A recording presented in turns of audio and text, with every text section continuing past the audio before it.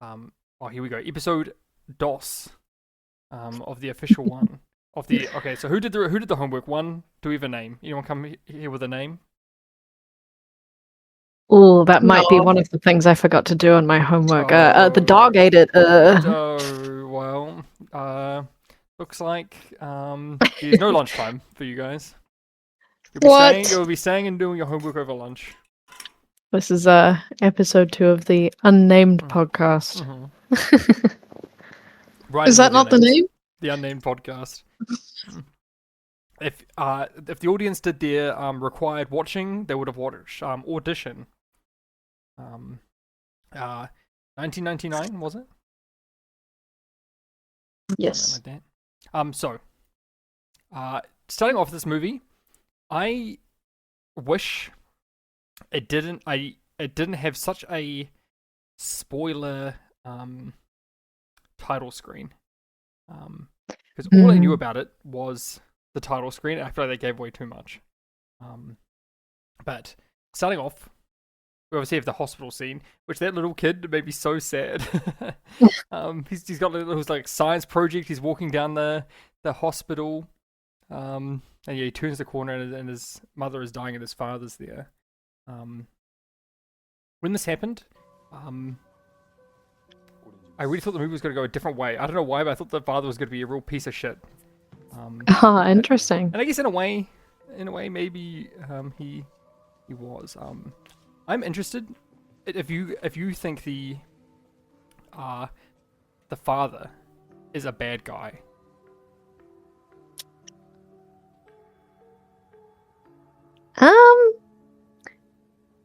I don't think he's evil. I think he's a bit of a douche, but I don't think he's evil. What about you, May? I probably agree. I don't think he's evil or like the worst person there, but his motives are very peculiar and not pure. His intentions are not pure. Yeah. Well, I suppose we're supposed to kind of see that so that we, at times, side with her. Yeah. But yeah. Well, speaking of that, it goes through. So his wife dies, and then we get like some scenes of like them bonding, like fishing. Right, of them, trying to convey to us that he's like an active father, and he's a decent father, and then we meet his sleazy friend. Yeah. The second I saw the dog, I was like, this dog, I don't know why, I just had the vibe it was going to die. Just the way it kept on like being in the scene. Gangu. Oh shit. Good. What a memory. Did you guys watch it together? Yeah, we did. And then he meets the... Feel free to jump in if you remember the scenes better than me. Because I'm going through. So, he meets the secretary, and there's obviously something that's going on between them. You know, she seems very like keen to talk to him, and he's really like brushing her off. And she's talking about how, you know, she's going to get married soon. And I was trying to work out if they had like a fling or something. But I feel this is where you see like his kind of rude side, a bit of a dick. Yeah, his side. very absent-minded, kind of a little bit more in the selfish side, yeah. But the friend he meets at the bar is obviously a sleazebag. He's like the most like he looks like a sleazebag. He encourages behavior. Yeah. There's like the girls that are having fun behind him, and he like he says like the West has fallen, Japan is doomed. Yeah, and he says like because they're laughing, they're like what word did he use? I can't remember. Maybe if you called them stupid or something. I think so, something like or that. unintelligent because they're laughing. Great guy. And every time he like talks about a woman, he always talks about how like trying to find a good woman. He always talks about them being like submissive, and I don't know if that's just like a translation thing, but the fact that the translation always says submissive, made me laugh. Do you think that's also a cultural thing as well, though? Because it's late 90s, early 2000s Japan. Yeah, this movie is so old. Old? Oh. You don't think I that's gotta pick old? the movies of my list real quick. I hate to say it, but I'm old and I was born at this time, so I feel like the movie is also old. Wow. So what are you guys thinking of the movie at this point with the bar scene? It's like 20 minutes in. 20 minutes in, kind of forgot a lot of the things that happened. Mhm. I was just waiting for it to continue, keep pace, and yeah. I think one of the first things we kind of said was that the pacing was quite slow. Each scene is quite slow, and it takes a long time to actually feel like it's building. But by then, we also were talking about how the coloring was beautiful. It's a very, very nicely colored film from that time. What do you mean by that? Like, movies have filters and colors, and some of them are more blue toned and some of them are, a little bit brighter, but I feel like this was quite a muted, quite neutral palette, and it looked really, really nice in every scene. There was nothing that was quite harsh to look at. I felt like there were some scenes that were quite dreamy as well, but that's a little bit further in. Yeah, we'll get to Yeah. get to that. I would say this movie makes me feel very dumb. I'm hoping you guys can explain a bunch of things to me. But yeah, after this bar scene, they chat. He talks about how his son, they have such a good relationship. His son's telling him like, I needs to get out there. So his sleazy friend tells him that, I work in movies. We can do a fake audition. Like, who cares if it even gets lit? The production, that is. But we'll just put the casting out for a girl in your age range that you're after, and you can sit in, and there's a whole sort of sleazy plan to try to find a girl. It's kind of like a one-way Tinder when you think about it. He's just going through all the people, and I'm curious. I'm guessing you guys think this is a moral thing for him to do. Moral or immoral? Did you say? Immoral. Sorry? Do you think it's like bad for him to? Yeah, I do. Yes. They're using these very young girls. I just want to say that as well. These girls look very, very young, and when he's, I don't know if we got to that point. They start auditioning them. Is it just afterwards? Maybe. Yeah. When he gets to her file, basically, and he starts looking through it and reading it and all that. I forgot how old she is, but she does seem freshly out of that experience, like maybe 4 or 5 years out of that experience. So I think she's 25. I think, if I remember correctly. Yeah, I was gonna say she's mid-20s, and he's a full-grown man, and with like a teenage son, like a 15, 16-year-old son, and that's his preferred age range. I just, Yeah, definitely the way that they were led to believe that it was for a casting. And a little bit further in, we see when he explains to her that the movie fell through, the funding didn't go through or something. Like, that was always his plan, and he doesn't see anything wrong with that. He thinks it's a great idea, and that's just it's a bit human trafficky. So but I don't know about that. Especially because he reads her whole entire thing, and it's like this really sad story about how she's in the industry for so long, and she had a hip injury, and now she can no longer do ballet and all this stuff. And he was like, "Damn, that's crazy. I'm not gonna get you back into the industry you want to be in." So he goes, as you said, he goes through, and honestly, like you guys talked about, there was so. Not necessarily saying this is good or bad, but it was very slow. Really took its time with everything. Every scene was very lingered. I guess I'll nice way to put it. That's a very nice way to put it. And in some things, in some instances, I think it served the movie. Not at this point though. At this point, like, I'm skimming through the movie now just to remind me what scenes come.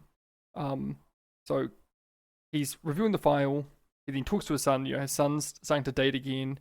We then get another foreshadowing shot of the dog that I'm just thinking this dog is definitely dead. And now we get to the audition scene. So it's been about 25 minutes into the movie, and this is when, in my mind, the movie actually like gave me something of substance where like it actually felt like it started to pick up. I quite like this sort of scene. It's the two of them sitting in this big empty room. Just the one chair in the middle, and they start like auditioning the girls. And you can tell that he is not interested at all. He's kind of just wasting everyone's time. I could see he was obsessed with the girl that he read the CV for, that I've already forgotten her name, Asami.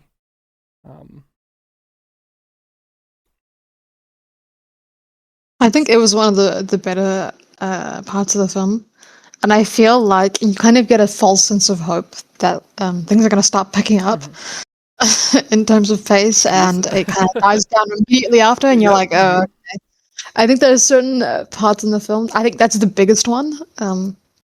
I think there's another scene later on that we'll speak about, obviously, as well, and then the end, which are the three big scenes, I'd say. Yeah, your hope just kind of gets swatted. It does, yeah. Like at this point, I'm thinking like the movie's starting to pick up for me. I'm starting to think, okay, and I think if I really knew nothing about this movie going in, I think I would really be enjoying it. But like the fact that I saw the poster, and in my mind, I was thinking, okay, she is going to turn out to be a murderer or something like that, and so in my mind, I'm just sort of waiting for that to happen, which I think really does spoil a lot of it for me. But anyway, the audition scene, he goes through, he's wasting everyone's time. Get through some wacky characters, get through some sad characters, and then she appears, and she's very like prim and proper. Like she really is like the most, I don't know, like she seems so meek, and she seems like she would be very submissive, and he thinks it's perfect. They talk, they lie.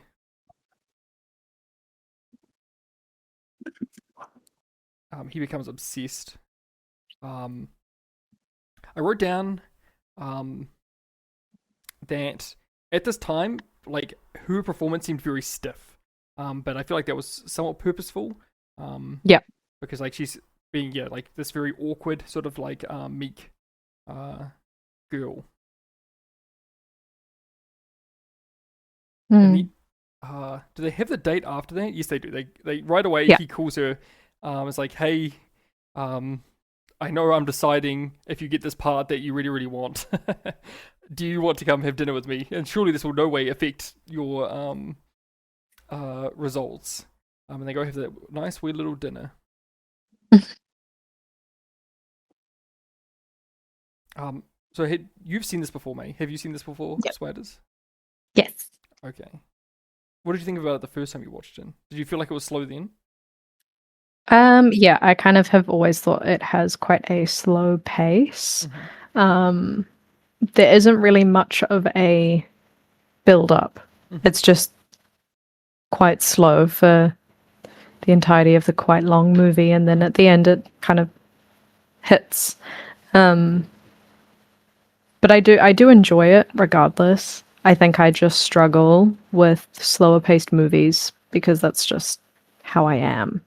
Not necessarily that it was boring. You like Oppenheimer, huh? Never seen Oppenheimer, just to clarify for the viewers.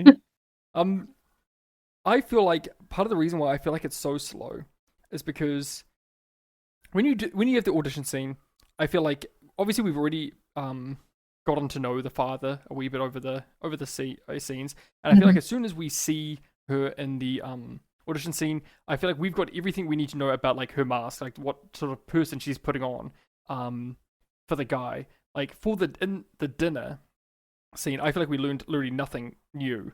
But there was such like it was like a I don't know, like a 6-minute scene of them just talking about nothing. And, we learned obviously she's really shy and he's really keen on her, and but doesn't really sort of view her as a full person with like an actual as an equal, yeah.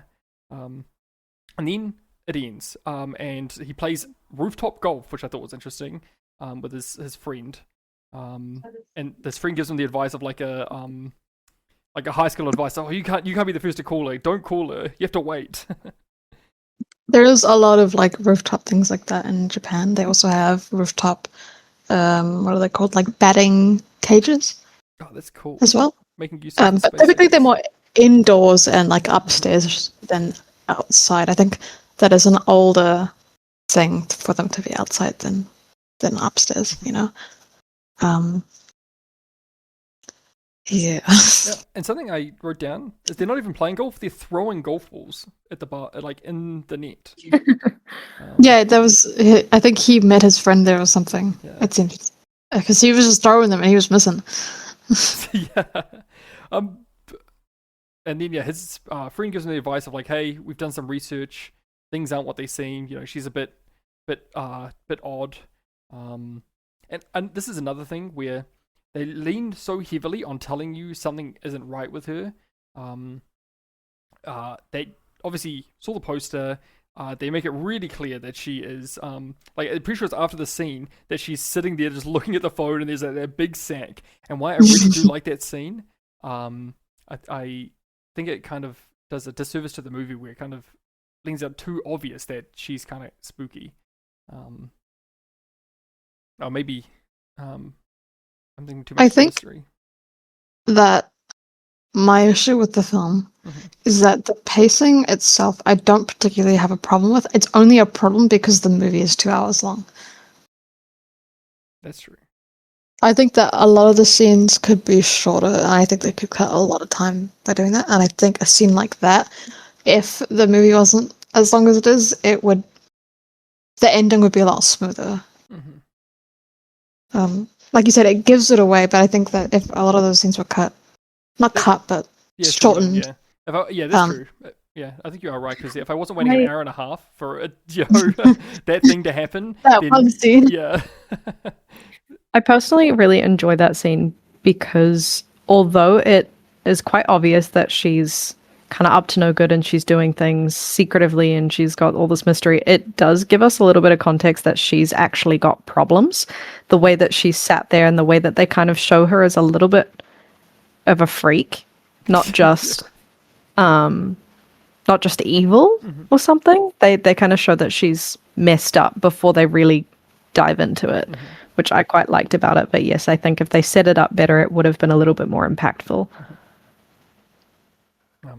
It was in that wacky jump scare where that like stock scream plays when the bag moves. And then he's looking over her CV again, like he is down bad. He's also like waiting for the phone. I saw her, but I guess he's more like waiting to call her, looking at his CV. And then he has like that dream of like obviously his wife, like he's got that guilt of I guess moving on. Which I think is fair. I think most people would feel like that.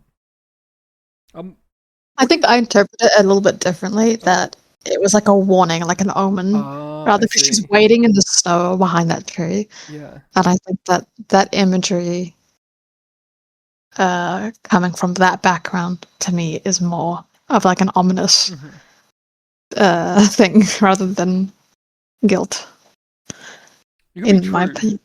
Because she does in a later in a later like dream sequence, she does actually warn him. Yeah, you could be right. She does like the weird like side thing to like behind the tree. What do you? So she's been in a couple of scenes so far, but we haven't talked about it. The maid, like the housekeeper. What do you think the movie's trying to tell us? With the housekeeper. I think that there's. I think it's later on that she says something along the lines of. Well, first she starts off saying, like, men are nothing with women, and then afterwards she says to the main guy, I can't remember his name, that he has raised his kid by himself, he's done all these things by himself, blah blah blah. And I think that little interaction, because it's the same scene, is very funny because she obviously is the caretaker. She makes them food, she cooks for them. That's true. Cleans and everything. And I thought, is that on purpose that she's doing that? Is that supposed to be added to the message or something? Because he doesn't really seem to even acknowledge her. Yes, that was what I had to add. Yeah, how I thought I honestly didn't pick up on that, May. But that is a good point. But I was thinking, yeah, how whenever they interact, he is never really looking at her. Like he's always like in his chair looking off, or he's always doing something else, and she's like doing work. And like she's talking to him, and it feels like he's just kind of brushing her off. So I was thinking that like shows that he doesn't have a lot of like he doesn't respect her as an equal as well. Yeah. And I think that there's there are 3 women in his life. She is one of them. He completely ignores her. He completely ignores his coworker, and obviously there is some history behind that. When I first watched the film, I wondered if his coworker coming to him saying, "I'm getting married soon," was a lie or not. It just came off that way. I didn't really know much about the film, but like that scene, I didn't know if that she was telling the truth and she was just trying to get his attention, trying to get him jealous, trying to see, like, kind of in a way to confront him without confronting him. And he brushes it off. He doesn't care. And obviously, he only cares about Asami. And I think the way he treats the 3 of them is also very telling. I don't know how to word this right, but their roles in his life and their roles as women. I don't know how to word that right. I do also like the tones in that where you get to kind of see that he has people in his life full stop, almost like to kind of let us know that he has people that are observant in his life, watching over things, so that things that happen to him won't go unnoticed. I see you mean like if something happened to him. Like if some crazy person was to hurt him or something like that. Exactly. In the next scene, it is him in the office with the office girl again. But I wrote in my notes that in the corner, did you guys pick up on the girl typing? She is 100% fake typing. She's really just putting her hands up and down on the on the keyboard. I don't know what that is. But no, that is very. It was very funny. So yeah, the next scene, he's at the office. We see like the quote unquote love interest of the office. Once again, tries to talk to him. Tells him that she's leaving, and she seems to be trying to get some like affection or something from him. Then he's literally just looking at the computer of like I think he's looking at like Asami's thing or something. Or no, sorry, he's thinking about calling Asami. So like he just completely disregards her. And once again we get another shot of Asami sitting there by the phone waiting. But yeah, he finally calls. And then they have this next date, which is once again, I feel like you learn nothing new from really any of them. But I guess it's just to show their bond growing a bit, or I don't know. I don't be too mean to the movie. Something to say about those scenes, but obviously they'll have to wait until the end. Okay. But I do have a bone to pick with those scenes. Oh, Well, okay. is that roughly around the time where he goes to her old supposed work to find out that that she didn't end up working there, and that I think that's after, is it not? Yeah, that's. I think is that not between when? quite soon following. Yeah, I think it's like the next thing because Yeah. Yeah. Yeah. So I forgive you, Spiders, because we are actually, this is the hour mark of the movie. So I would forgive you for thinking more has happened, but no. So they have their next date. He at the end, he drops her off, but like not outside her home, like just a wee bit away. He talks to his son. The next scene, and boy, that kid loves dinosaurs. There are so many just dinosaurs in that guy's room. I wrote that in my notes. Yeah. This kid and his dinosaurs, they are everywhere. It's the only thing he's studying. Yeah. It's crazy. I do have something to say about his son.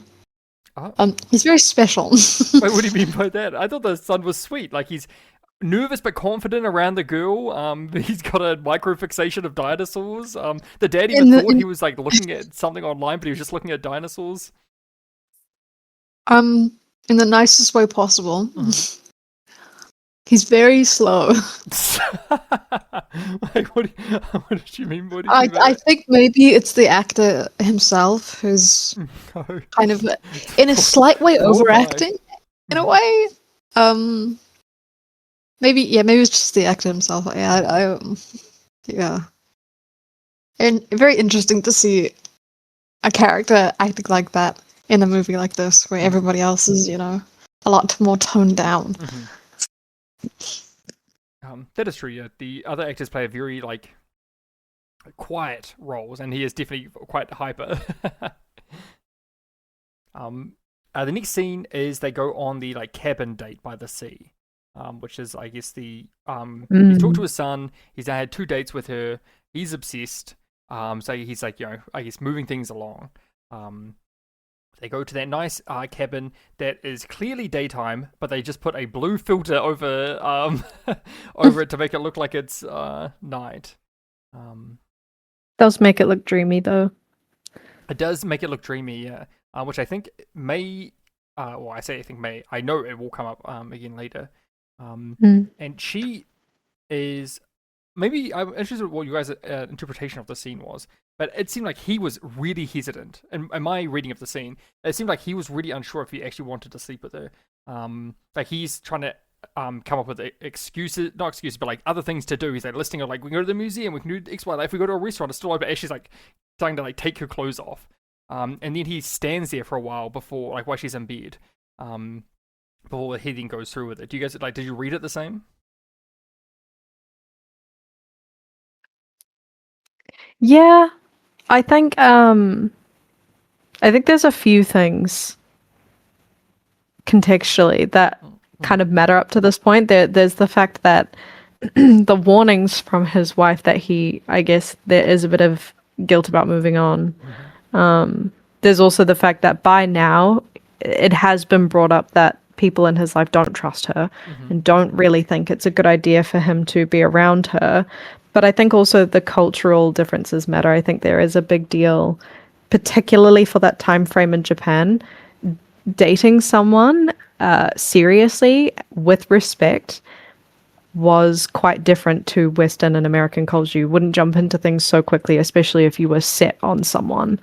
But I think also the way that she is so different in that moment than she has been the entire time with him does kind of throw him off a little bit. You know, she goes from being this very meek and very strange and very reserved person to quite literally taking charge of the entire trip and really being in control of the situation, kind of throwing herself at him. So I think there's a lot of context in that one scene that you just suddenly get that you don't really get throughout the movie, which I think is what makes it so interesting, because she's almost like trying to convince him to go through with it. She's, explaining to him why she thinks it would be a good idea and trying to appease him and like, yeah, I guess just this almost like manipulation because he's so unsure.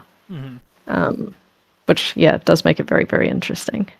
I think in that moment as well, like you said, when he's been warned twice already, and I think you missed talking about the scene where his friend calls him up and saying, "Hey, I've called the agency. This agent, the CEO of that company has disappeared. A year or two ago? No one's ever heard of him since." Yeah. And I think after those two, he's got warned once, had the phone call from his friend, and then again his friend said, "Hey, I'm not so sure." I think in that moment as well, he's kind of, as you said, there's a huge tonal shift in her. He doesn't really know her. He doesn't really.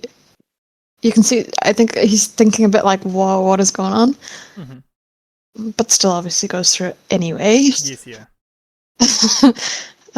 Yeah. But she's I think that's also when we get a bit of context that she's almost trapping him, and she's trying to. She's not happy about the situation. She doesn't seem excited. She doesn't seem like she really is into it. She's plotting something. She's being conniving, and you can kind of tell that she doesn't want him to fall for it. But he does, and I think that's it's a really well set up scene with both the actors and how they played their performance. Yeah, but as the audience, we're clued in, I should say, that yes, it feels like, yeah, as you said, she doesn't really want. It feels like, yeah, it's more that she kind of has to do it for her like plan, or obviously something. If we know something's going on, she's trying to manipulate him into something, and this is where she obviously reveals like the scar on her thigh. And then, obviously, after the deed, he wakes up and she is gone. He calls around. He tries to check out. The checkout person says that they've already gone. He talks with his friend and they have a bit of a confrontation. His friend says that what did he do? He's being a bit silly. He needs to get over this girl. And then they have a bit of a yell. I don't remember what scene has next. Let me just go through the movie real quick. Oh, he's once again going over her CV. He is, I think, they do really show him as being quite obsessive. If we weren't watching the movie through his eyes and we'd had all this other context of him being like a loving father and that sort of thing, he definitely would come off as quite I don't know, quite evil. Like, not, I shouldn't say evil, but I would be I'd be worried for the girl's safety. The amount of time this guy spends sitting in his chair just looking at this these like 2 bits of paper of the girl's CV, like, he definitely seems very obsessive over her. And then this is with the scene you're talking about earlier, Spiders. He goes to her old ballet class. That's not the one I was talking about first. The first one, which has happened by now in the film, I'm pretty sure, is when he goes to her old work. So the bar that she apparently had previously worked at, and he found out that she never really worked there. Just skipped ahead. That is coming. But I thought it was also before the scene as well. But no, I skipped ahead. It's coming. So he goes to this. There's an yellow filter on. You know how I feel about really strong filters. But this movie, I'm more at the start it was annoying me, but then by the end, it didn't annoy me as much because I feel like it was used somewhat purposely to sort of confuse the viewer about this sort of dream instance. Anyway, we'll get there. He meets this. He goes in. He had to break in, which is weird when you think about it. Like, he had to break in, he had to remove all these boards forcefully to get it inside, and then he meets someone in a wheelchair in there. So this is when I started to question, what's going on, because obviously the main door is blocked up. Seems a bit odd that someone would be inside, but we'll get to that. So he meets this real just piece of shit, creepy, scummy, gross dude. And I'm pretty sure he just admits to pretty much abusing the girl. Does it? He like warns him that she's no good. Yeah. That's when we find out that she had also lied about how she got her scars, and she lied about how things happened, and he's kind of learning about what really happened. And then after they had that weird conversation, he's really creepy. He warns him of her. He then goes to this bar, this closed down bar, which looks like it's at a pretty cool location. It's like down a couple of flights of stairs. It's this like sort of seedy looking corridor, dive bar type of thing, yeah. And then he gets warned that no one's been there for like a year or something like that. And once again, this also has like it's pretty much ever since I'm forgetting her name, Asami. Ever since Asami left, all the scenes are a wee bit odd. Like, you have the obviously the blue filter of the sex scene. That one could obviously just be trying to convey its night when they shot it during the day. But then you had the weird yellow, and then like weirdness of going inside, meeting that guy in the wheelchair, and then when he's gone to this dive bar, like it's like shot at an angle. It's like twist, which gives it a sort of unsettling feeling, like possibly like a dream or something like that. You get the I thought this was a funny scene. I'm sure in like 2000 it hit hard, but like the tongue on the ground, the blood warming around, wriggling around, yeah. And then like his just reaction to the guy when the guy's like, "Oh, you okay? Like, what's wrong?" And then his like scrunched up face, like in the corner, he's like, "Ah!" And I thought it was a almost like he gets a jump scare by thinking about it. Yeah. So, did you guys feel like the movie had picked up at this point, or do you still feel like the pacing is quite slow? I think the way that they filmed a few things kind of felt like you were starting to get information quite quickly, which felt like it was speeding up. But in comparison to a lot of other films, I do feel like it's still quite slow at this point. I think it's quite slow up until the main event happens right at the end of the movie. Yeah. But if we're not comparing it to other films and we're just comparing it to its own pacing, I think at this point you start to feel like it's picking up a bit. Yeah, it feels like I do think that. There you go. No. I had nothing to say. You go, me. I do think, as I said, when it comes to certain scenes, like the scene where he walks down the steps to her old workplace, I think is a full minute or maybe 2 minutes long. Maybe it is. Yeah, just him walking. Of just him walking, and I think if those parts were cut, it would feel a lot easier and a lot smoother. As I said earlier, it's a bit rough sometimes. And him like slowly walking to the old abandoned that place as well. I think a lot of the walking is. Why is that in there?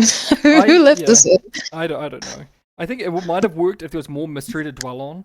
But maybe unfairly, but at this point, I felt like I had known or can guess like most everything that the movie is going to show me. I feel like they'd already like played their hand, but no, you're right. It's just a lot, and then after that, so we had that long scene of walking. We then had the pretty cool scene. I like the dive bar scene, and then we have another very long scene of watching the house maid like take care of the house and then feed the dog, and then when it showed the dog, I was like, I know this dog is dying. Like they've shown the dog too many times for the dog not to die.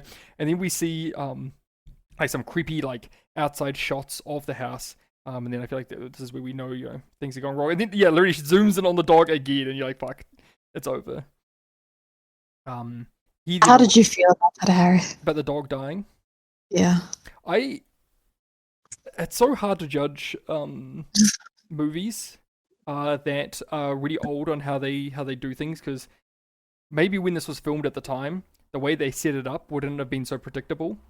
I feel like the dog dying would have had a lot more shock if they didn't make it so damn obvious. But yeah, I think they got a bit stuck with trying to portray like, oh, this nice family dog, and try to show you this dog is really, really, really important. It'd be really shame if something happened. It's a really cute dog that's really nice in this family unit, man. Wouldn't it be sad and shocking if something would happen to it? Yeah, I think that was just them failing on that part. I do think it was just them not really portraying it in a good way, personally. No, he's at home. He's sitting in the dark. He's drinking his whiskey.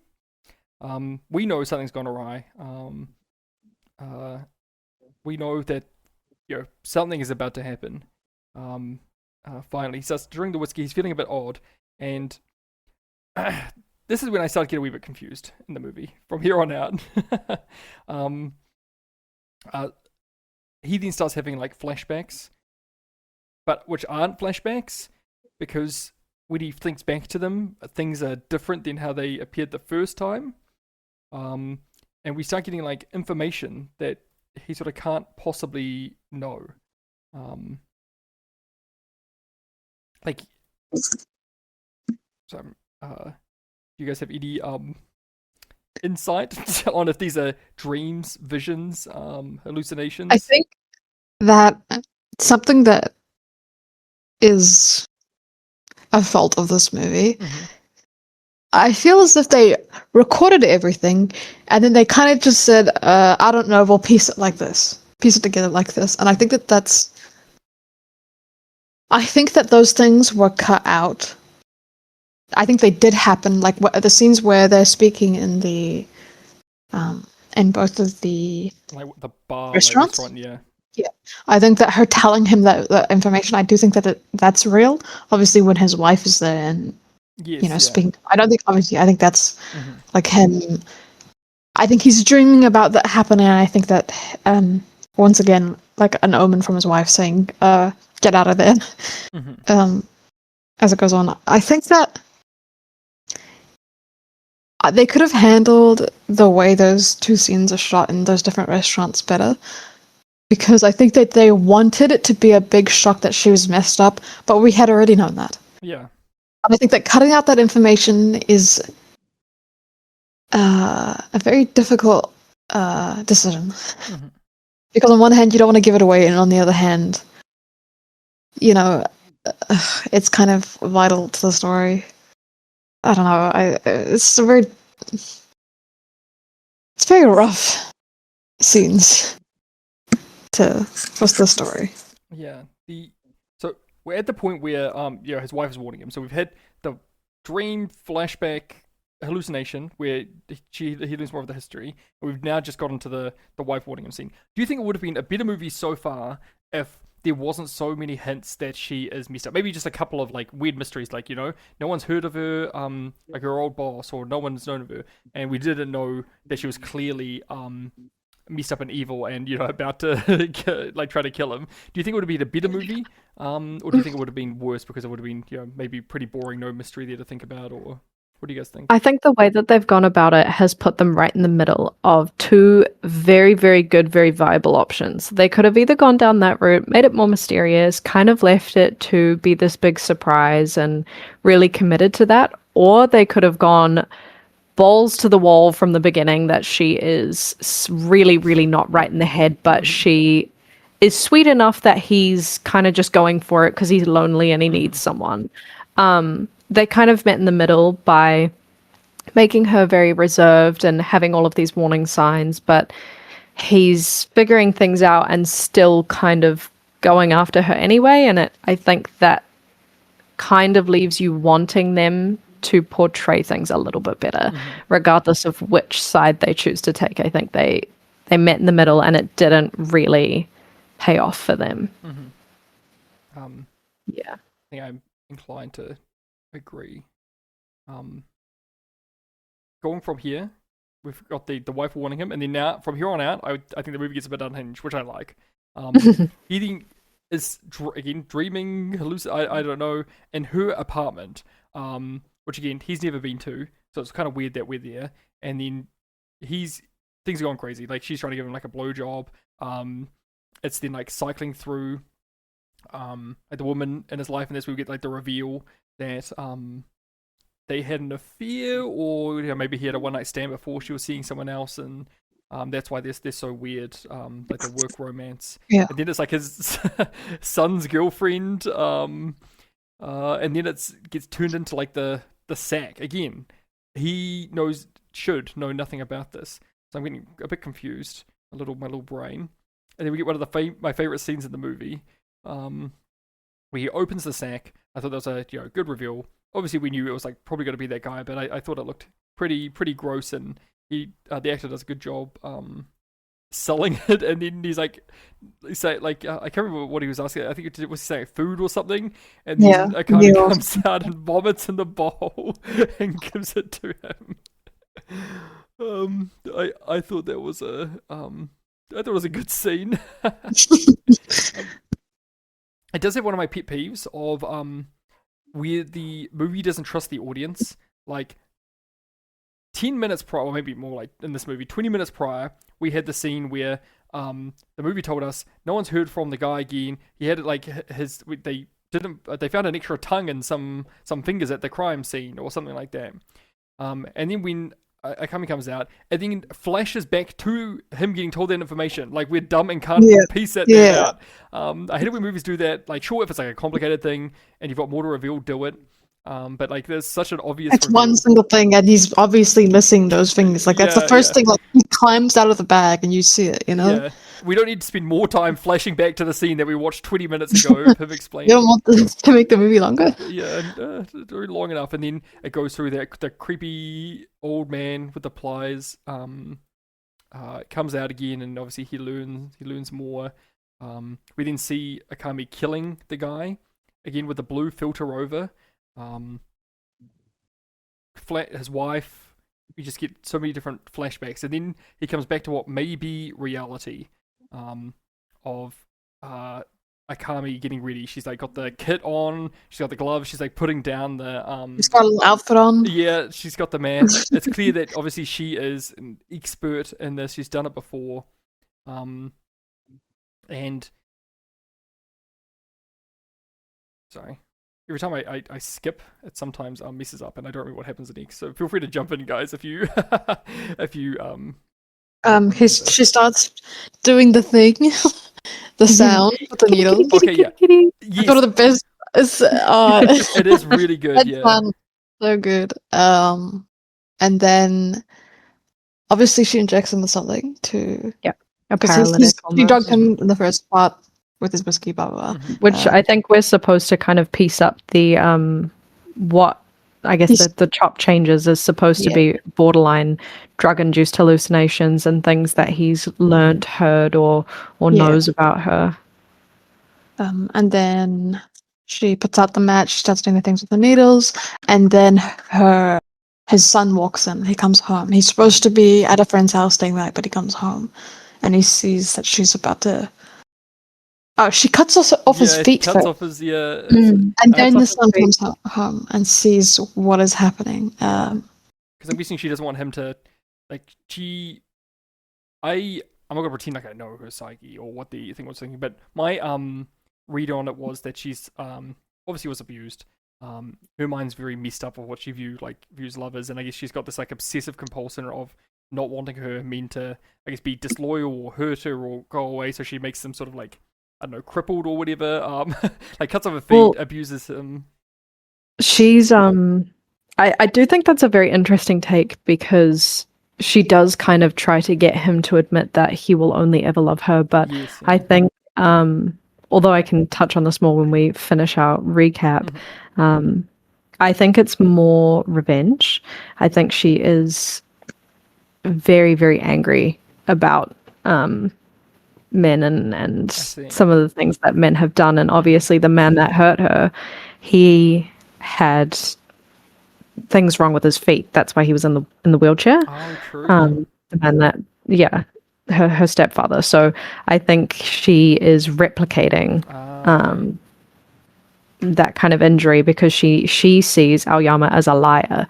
She sees him as somebody who is sleazy and lied about things, and that's what made her snap, and she's punishing him in a way that she recognizes. I think that's also why all the women in his hallucination are also very important. Even his son's girlfriend showing up in there, I think that is telling of the kind of man he is, and him going along with the auditions. I think that is very, like I said, like the relationships and roles of all the women in his life so far as well that we've seen and how he interacts with them. I think it's important to note. I want to say this before, but I forgot. He reminds me a wee bit of Mark from Peep Show in the audition thing, just because it's he wants to pretend like he wants to put on like a mask of being a real good, upstanding person, but he's friends with this real sleazebag, and the sleazebag puts on this idea that he wants to do, but like so he kind of just goes along with it. So he's got like this sort of like moral the high ground. denying it, but not once does he actually like really put up a like refusal or anything to do it. So he's like, We'll say it's like messed up. Yeah. And that scene of her putting the needles and everything, since the dream getting wacky, I quite liked it. Like the putting the needles was very effective to me. I was like squirming. She was very funny in like a creepy way. I think we're all in agreement that from here on out the movie has gripped, at least gripped me. I'm sure it probably gripped you guys as well. Yeah, I appreciated that they spent the whole movie kind of showing that Aoyama was, the narrator, and we're seeing things from his perspective, but by the end we realize he's not trustworthy, not just because he's having these drug-induced hallucinations, but because we kind of realize that the way he perceives things is actually quite bad. We're kind of shown up until then that he's got these justifications and he's got these people saying that he's not doing anything wrong, but by then it all comes crashing down on him, and we see that he's not trustworthy as a narrator. And yeah, as May said, the son comes in to save the father, and she gets this, I don't know if it was like pepper spray or something, or like something. The way the actor, I think the actor for Asami is really good. Like she plays the super, as we talked about, like the meek person, and then as soon as she goes crazy, she goes full into it. Like the way just her like body movements and like her reactions of spraying the sun is just so weird in a funny, crazy way. I thought she did a great job. Chasing him up the stairs. Yeah. And then we get another scene of him waking up next to her in the bed, which is kind of like a fake out ending of like it being somewhat all of a dream. But then snaps back. She gets yeeted down the stairs in a very funny 3-shot angle, like early 2000s, like had to see it from every angle way. Right thing. Yeah, I really liked that. Oh, obviously we get the reveal of the dog is dead. How could we miss that? Had that earlier. And she's laying there talking to him while he's paralyzed, and the son's calling the police and the ambulance, and the way they're talking again, I'm confused here. So I'm not saying my interpretation is right, but the way that they're talking, or she's talking, again, just makes me feel like everything from like the last hour, I'm just wondering if it is all not real, or I don't know. I'm confused. I'm happy. I hope you guys can explain the movie to me, because I'm so confused on what is a dream, what isn't. You said the drug induced hallucinations. I think that is the most accurate. But then what I can't then understand is how then he knows things that he couldn't possibly know in these hallucinations. It just seems, or maybe I'm thinking about it too much. I don't know, but I do think that they still had those conversations, or he had gotten that information from somewhere. I just think that it was cut out on purpose, which I think is a bit disappointing, because those scenes are very short in and of themselves when you look at when they're actually happening in the movie. I do think it was a choice. It was a very interesting choice. I think they're trying to, what they kind of went for, which I wish they didn't, because I do wish we had the context, but I think what they tried to go for was this idea that he is learning these things, whether it's from her or from someone else, but because of his perspective on women, because he's really not respecting her, he's not interested in her as a person, he's not hearing it, he's not actually listening, and it kind of comes back to get him when he's having these hallucinations. And I think that's also supposed to make us kind of see that he is missing things. He's missing a lot of context about her, and he's experiencing all these things that I think a lot of other people in his life are fully aware that something is really wrong with her, and he's just kind of hit with it all at once. I do think that there are some scenes that you could argue is him making it up, like the guy in the bag. That could be him making it up. I would agree that they could be, if us, the audience, hadn't already seen 2 scenes with like the bag in that house before things got crazy. Like, it definitely could still be. And I feel like they maybe purposely edited this movie to be a wee bit confusing. I'm not sure, but the only thing I think I can see it both ways, because with the movies like this, I feel like it's very easy to make the argument that any scene that we see could be from their perspective. It could be from, his perspective, and what she's doing and where she is and the things that, it could be all in his head that she is waiting for his call in the first place. Do I think that? Probably not. I do think that she is fucking crazy. I do think that she did do that to that person, and I do think that she is waiting for his call. But I can see, coming from that perspective. I've got a couple of questions before we go into it. One is, do you think he would have treated her decently in the relationship? No. God, no. He didn't know the first thing about her. He didn't care. Yeah, he just was lonely. Just a lonely guy. I'm literally just trying to think. I'm trying to think what other people would read this movie. And again, I don't have that good a read because I'm still confused.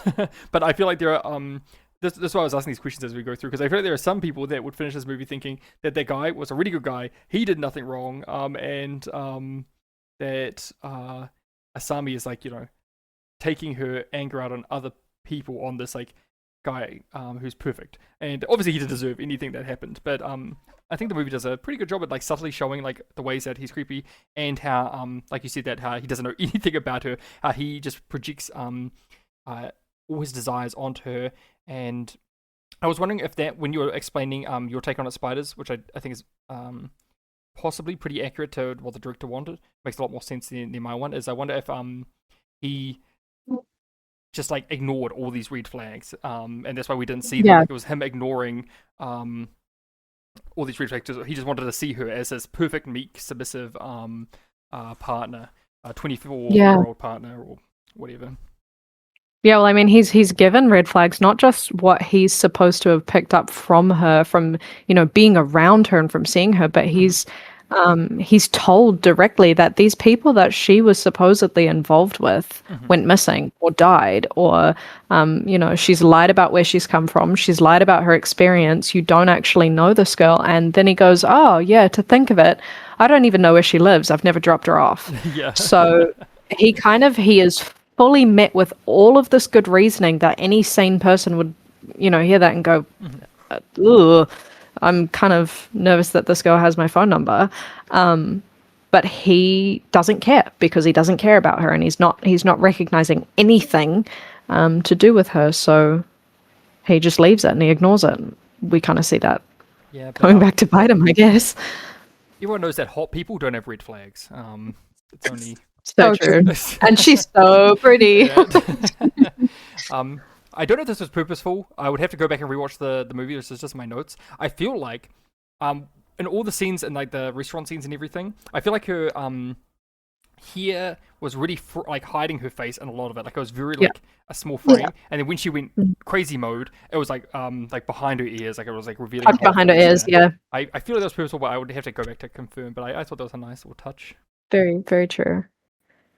Wow. Do you want to answer our questions, or do we want to go through the final thoughts on the movie?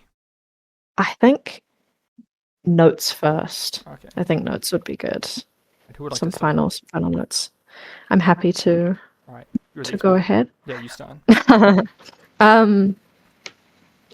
With the storyline, I did think that there was a few things I really appreciated. I think my overall take is that this is a woman who was obviously abused as a child, and she has this trauma-based desire for revenge against men who are particularly abusive or liars or cheaters or just sleazy men that she perceives to be bad men. And I think she is very calculated, which I really, really liked. I also thought that they used costumes really well in this movie to portray things, particularly with how she is so, as we're using the word meek, she's meek and she's timid and she's reserved, and her outfits are very simple and very sleek and professional. And then when she goes on that date where he starts to realize a few things, she's wearing this big, in-your-face red coat. Yeah, I was going to say that as well. I wonder if Yeah, and he still doesn't take notice that something is so wildly different about her all of a sudden. And as things go on, you kind of see this more and more with him. He doesn't change at all. But the women around him, they change, and it just goes over his head. So I thought that the costumes were really genius. Two other things I really dislike about the movie: they did not do well with the sound mixing at all. It was so loud in some places, and then you couldn't hear them in others, and I just hated that. I don't want to have to pick up my remote and constantly change the volume of my my TV or my computer or whatever, because they didn't know how to do mixing. And I also think it's really, really funny that the actors overacted a lot. So there was this really, really bass tone of people being completely just like, I don't know, monotone or neutral for a long time, and then just suddenly, over nothing, they would have these big dramatic reactions, which I think was a very 2000s Japanese thing, which I think also makes the kid seem a little bit slower than he is, for sure, like she said.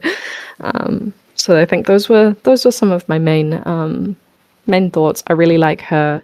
I think that she was really, really well casted, and I think that the idea behind it really, really will sit better with women than it will for men, because that is a general female experience when meeting men. Obviously, not every woman is going around torturing them, but I think that this like misandrist... Sounds like my ex-wife. I think this misandristic tone and the trauma was just a really, really interesting tone for a film. Yeah. Do you want to go next, May, or shall I? I didn't write a lot of things again. I do remember the film a bit differently. I don't know why I thought it was a lot more concise and more You forgot about all the walking scenes.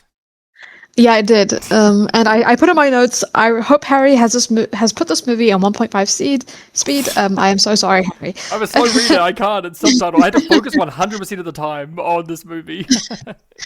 Well, you better do some more practice because I'm gonna have some more I don't mind non-English movies, but yeah, it just means I have to focus. I don't remember the film being this drawn out. I've said it so many times already, but I really do think that a lot of these scenes don't need to be as long as they are. I think that cutting them down for 3-4 minutes per each scene, it'd probably be beneficial. I do think that the editing of the film is very odd, and I think that they really wanted to make a big reveal at the end. And I think the ending is the most interesting part. The audition scene, one of the best parts, and then when they go away is also going away / finding out about her afterwards. I do think, like what Spider's just saying as well, with her clothing, when you first meet her, she's wearing a very plain white outfit. And typically it is seen as not only both a purity color and a mourning color in Japan, which I thought was maybe, I don't know if they did that on purpose, but I think that maybe it was on purpose. It's also used in a lot of like shrines and stuff like that. A lot of the what are they called? People who not work there but are there wear white and red usually. Depending on what shrine it is. And like I said as well, her massive coat. I think a lot of her visual style choices are on purpose, like you said as well with her hair. I said again, watching this, I don't know why I put this as one of my films.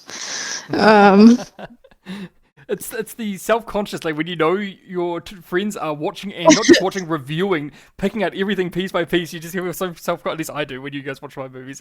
So self-conscious. Oh god, I hate it. I don't remember. I do enjoy a lot of very slow films. I'm not opposed to watching a very slow or long film. I do think that some things work and some things don't, and I think that most of the film doesn't work that great. I feel like it's a bit rough to get through.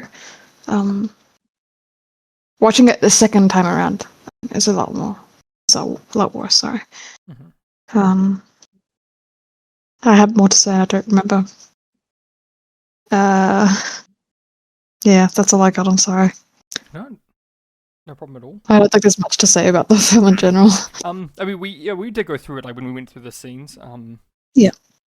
So I'll try to be brief, and I'm not going to change my notes. After Spiders said her take on the film, because I feel like her take is more accurate. But I'll say what my feelings were when I watched the film. I feel like, as we've discussed, very, very, very slow. I don't mind slow movies as well, and I've said this before. I'll probably say it many times again, but I like movies that have a couple of themes that they know, they're confident in, and everything they do is about exploring those themes or working towards those themes. And I feel either I'm dumb, it went over my head, or something like that, but a lot of this movie, I didn't feel like it was going for it, or it was rehashing the same ground. Like for the first hour and a half, I feel like we got everything we needed about the characters, and the characters are so bland and one-dimensional. Now, I give the pass for, I always forget her name, Asami, sorry.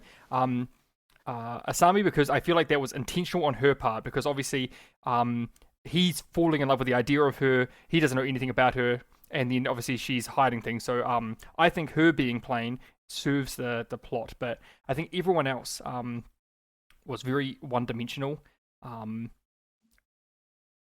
and I feel like that really hurt the movie. There were too many walking scenes that didn't do anything as well.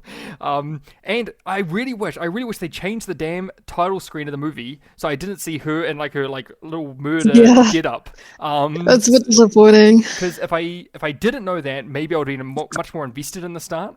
But I feel like I was just waiting for like the other shoe to drop. And when the other shoe did drop, it was really good. Like, everything's the crazy thing. I loved it. I was like literally in edge of my seat watching that when she's putting the needles in. Like I literally was squirming. It was so good.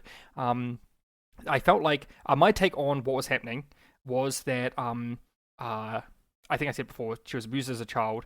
There's again my take. I feel like Spiders is more accurate, but what I wrote down was that there was a bit of revenge there, but it was also like how she views men and relationships, and that she gets a guy, tortures him, it's a bad guy to start with, and then gets bored of it and moves on to the next one. And I was really confused about what was real and what was reality. The way it was shot, which I do quite like, the different angles, how everything had a weird haze, and how you're not quite sure what's real, if he's a reliable narrator, all of that sort of stuff. I did like it. I just don't think it was enough to carry the really slow scenes for me. I feel like there wasn't enough substance there. Is it worth watching for just the last 30 minutes where things get wacky? I don't think so. I reckon you could make a really good edit this down to a sharp hour 20 or something like that. Where you cut even out 40. Honestly, maybe even then, yeah. But yeah, that would be I would talk about our ratings at the end.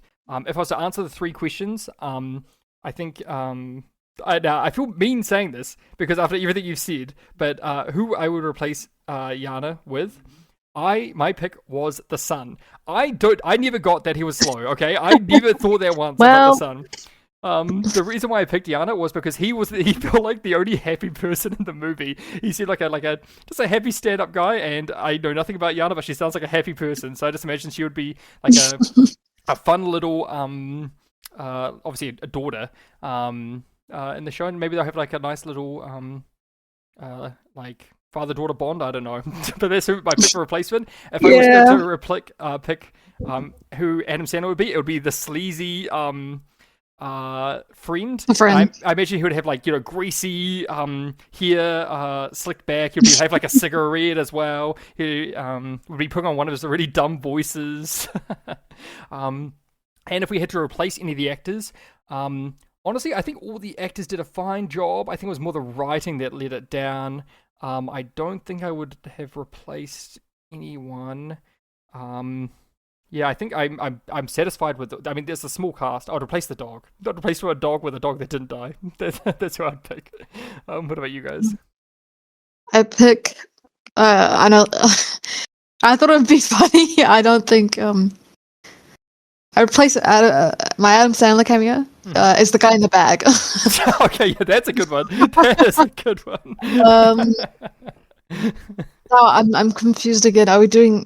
Is it Yana or Yana quote? Oh yeah, I always do. I think originally it was Yana quote, but it can be whatever you want it to be if you think it fits.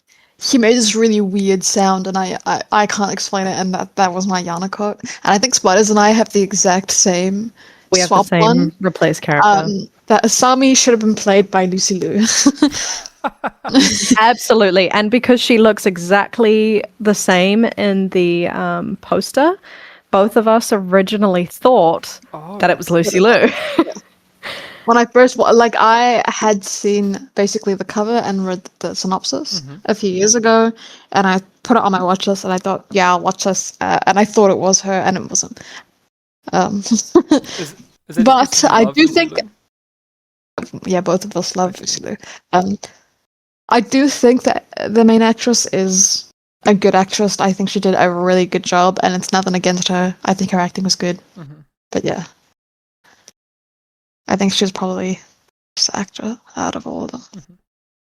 What are you, Spiders? Who are your picks? So, I actually originally thought the same thing for the Adam Sandler cameo, the sleazy friend. But I had a little bit more of a elaborative point. Okay, yeah. I think the entire thing could be rewritten as an Adam Sandler comedy, and I would believe it was an original.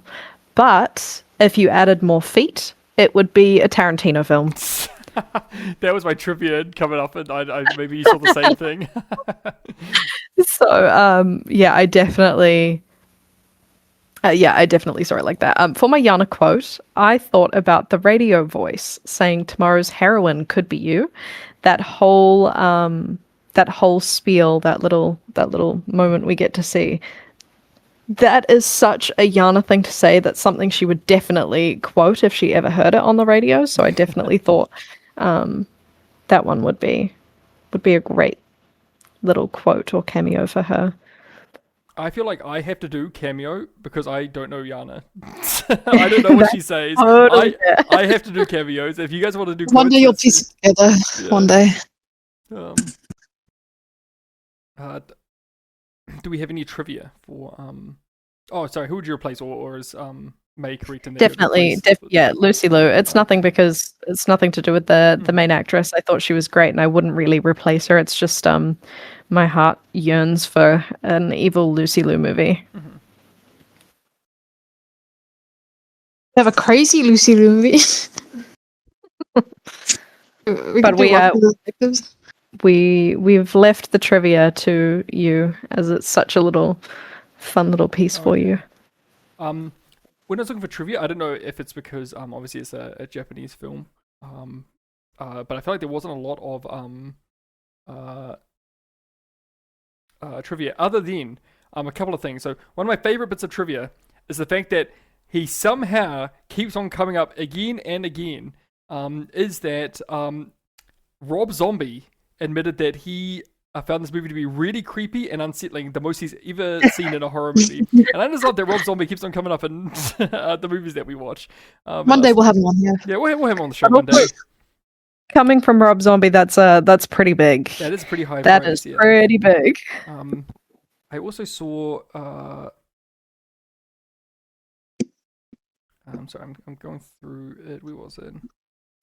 Oh, I didn't see this at the time, but this is what May said, where Asami in the film almost always wears white clothing. In Japan, the color white is associated with death. Yeah. Yeah. Do they wear like white to funerals?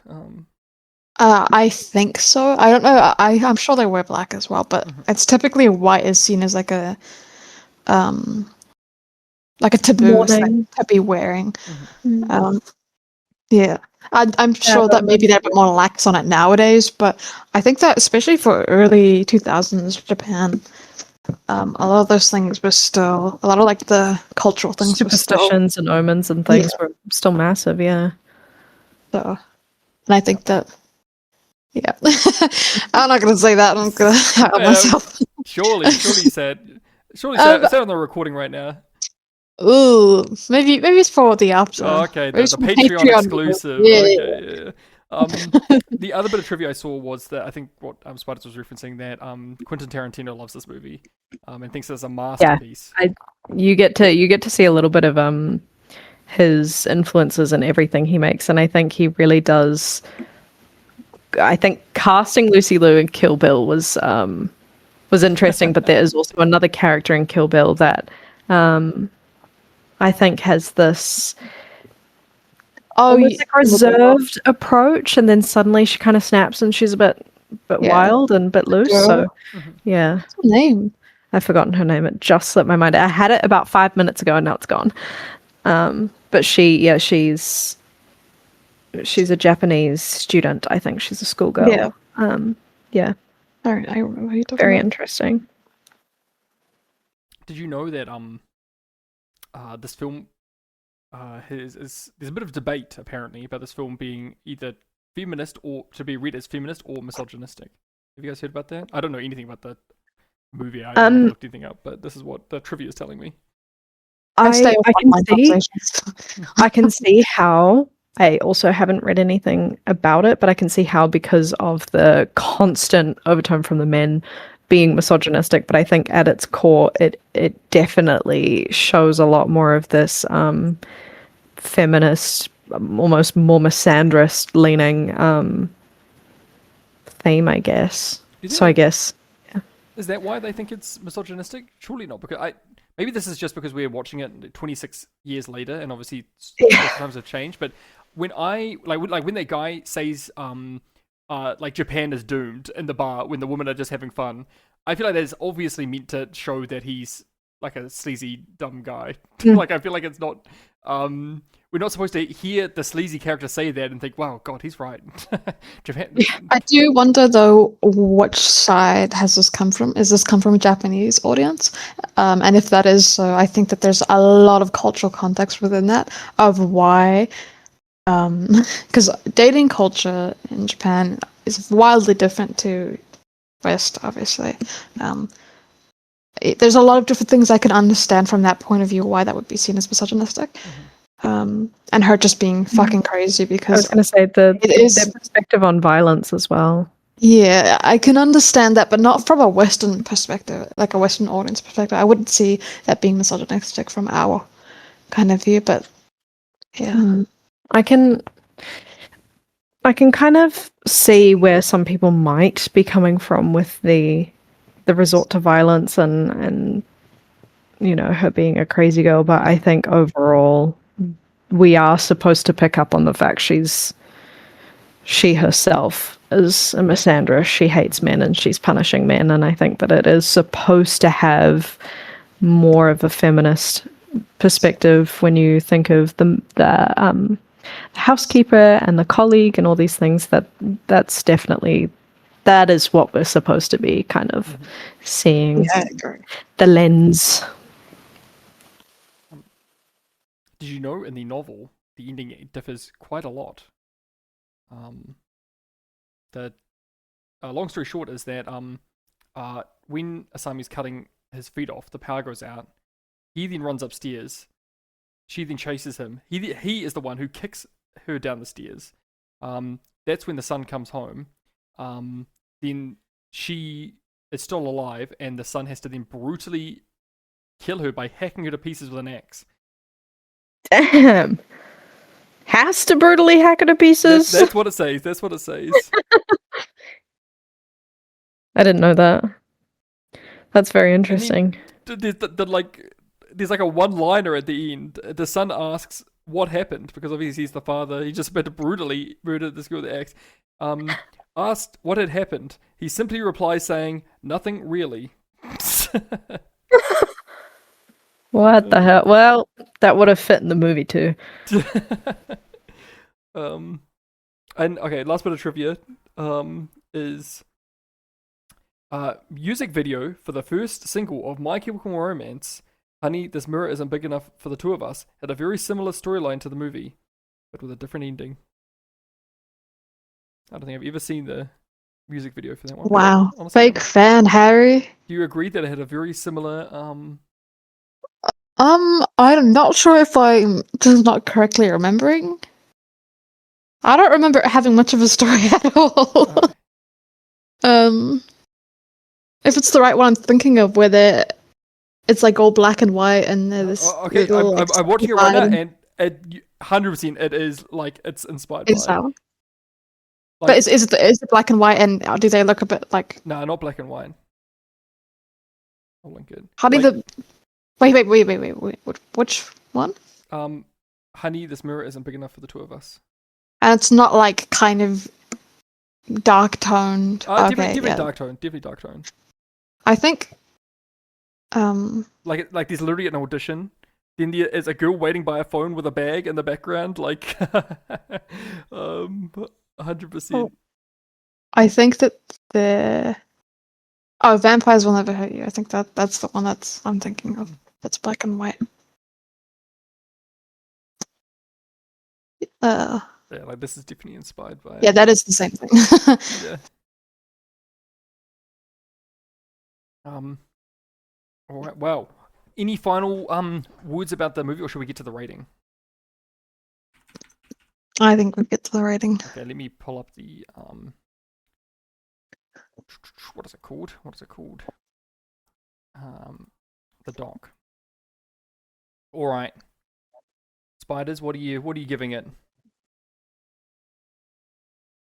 What was my rating for The last movie? 70% is what you gave the butterfly effect. Which was equal to a 3.5 for me, was it Yeah, about that. not? Yes. Yeah. I think I'm gonna go with 80% for this 80%, movie. that's very high. 80%, very high. You Full have given stop. it pretty much the exact, pretty much the first time ever, the exact same review then Rotten Tomatoes critics gave it. Rotten Tomatoes critics gave it an 81%, and the audience gave it Wow. 80%. So honestly, you're pretty much on consensus there. What do you think, May? What are you giving it? I give it a 70%. 70%. Now I don't want to be a negative Nelly, because I am glad I enjoyed. I'm glad I watched this movie. Because it was interesting. But maybe if I watched this when it came out, I'd be praising it to the moon. But I feel like I'm giving it like the number 54. I'm giving it a 54%. The ending is like a 90% for me, like the last 30 minutes. But for that last 30 minutes, you have to go through literally like an hour and a half Yes. of film. And there's some good scenes in there, like the audition scene I really, really like. That's another 80% scene, but there's a lot of 10% scenes for me in between there that I feel like I can't give it that high of a rating. I'm glad I watched it though.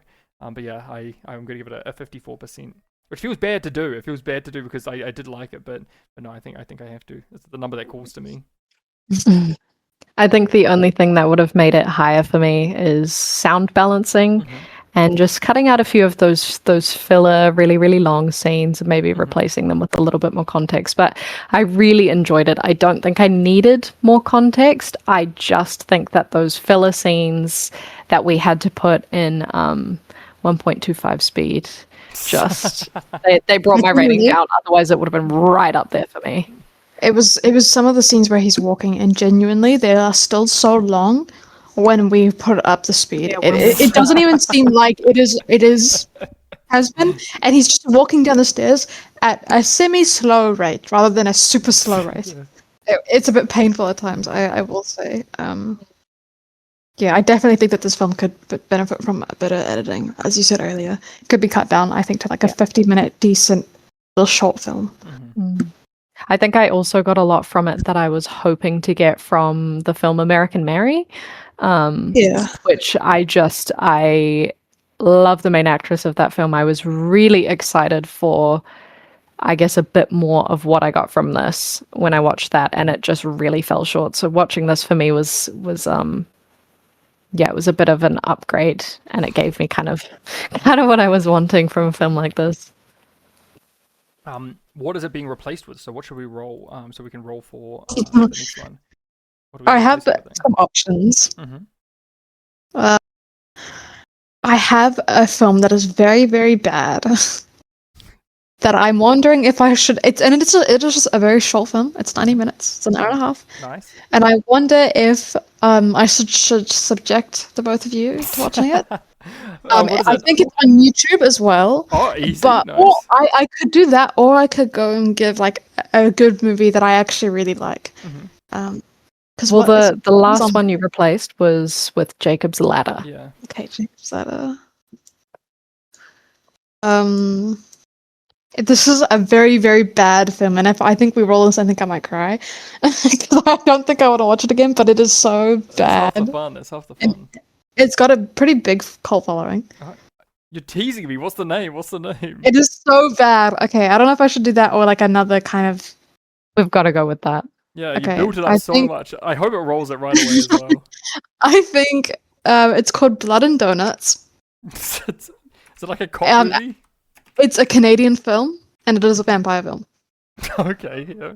And it is so bad. All right. It's in there. All right, Spiders. It's officially in there. Would you like to do the honors? I rolled last time. Okay. May, would you like to do the honors? It's gotta be. The first roll never counts, obviously. First roll never counts. Yeah.